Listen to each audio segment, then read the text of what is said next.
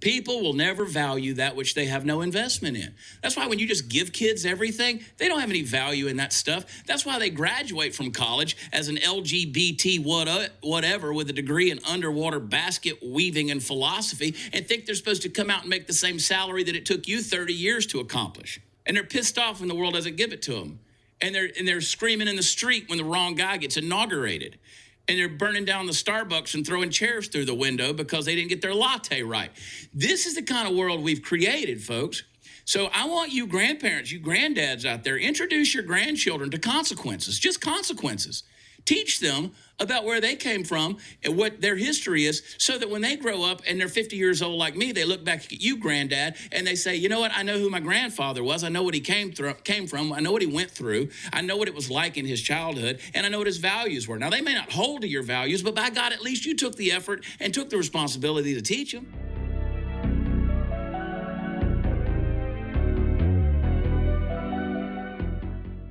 Welcome to Male Reality Lessons, where topics are reviewed and discussed as iron sharpens iron.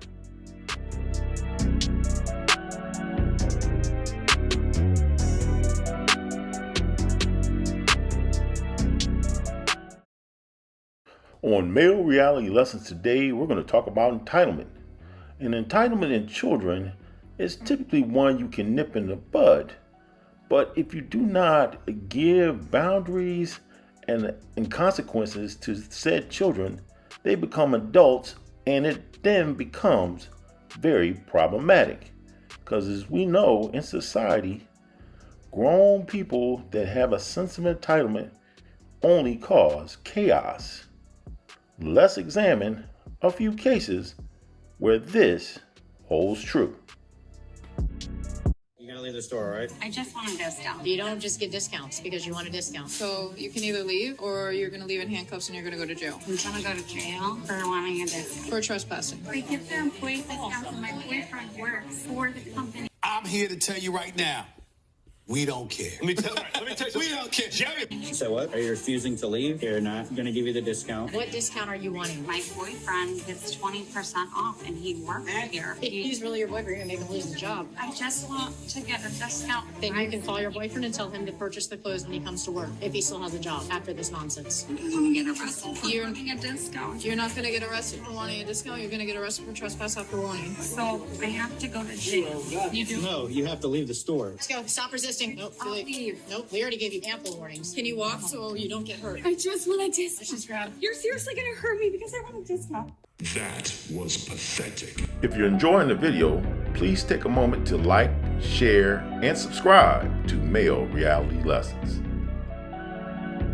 Today we examined your rights in the sky. Today we're taking a look at your rights on the seas. And Deanna, your family took a short cruise over the Easter holiday weekend. Please do not tell me you were working while on vacation. Nikki, you know I'm always working. I'm always working. And that's because consumer stories are around us every day. And on vacation, I experienced a kerfuffle that immediately started me investigating. And of course, you know, I got video.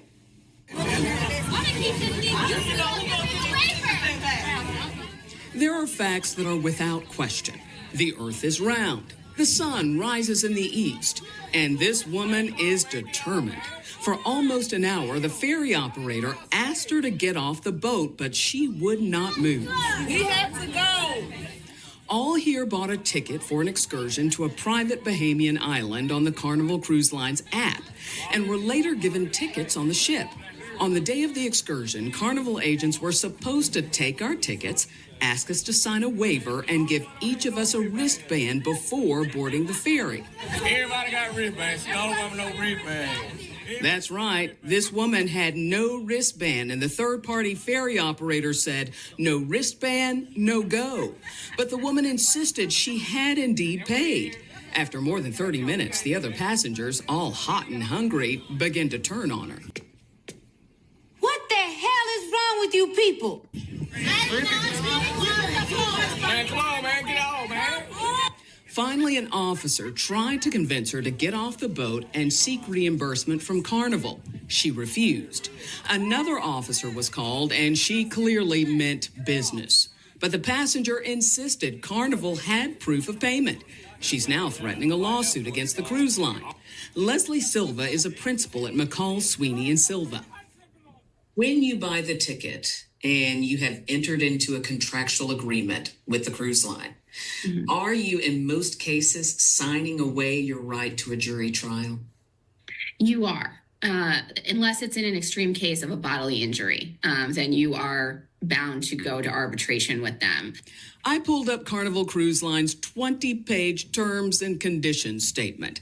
It mentions the word arbitration 19 times.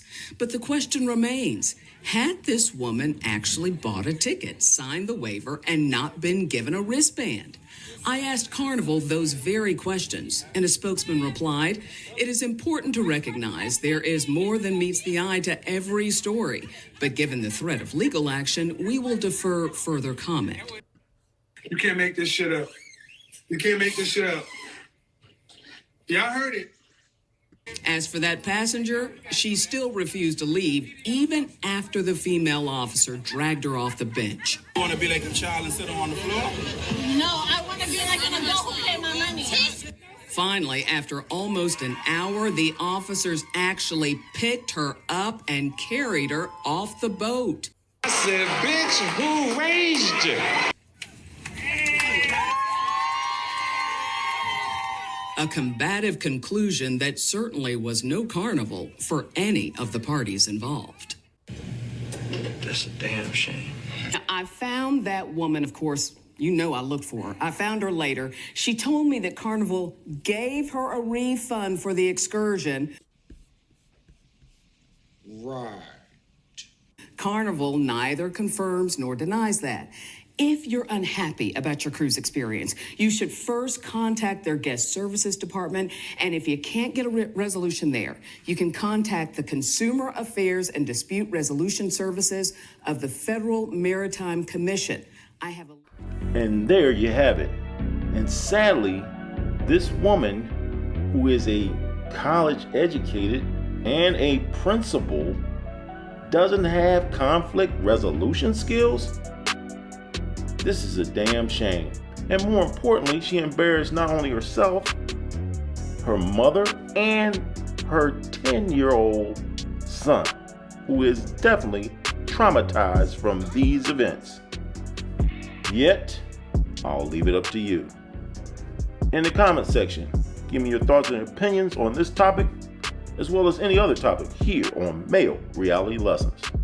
As always, I want to thank you for watching. Smash that like button and have a good day.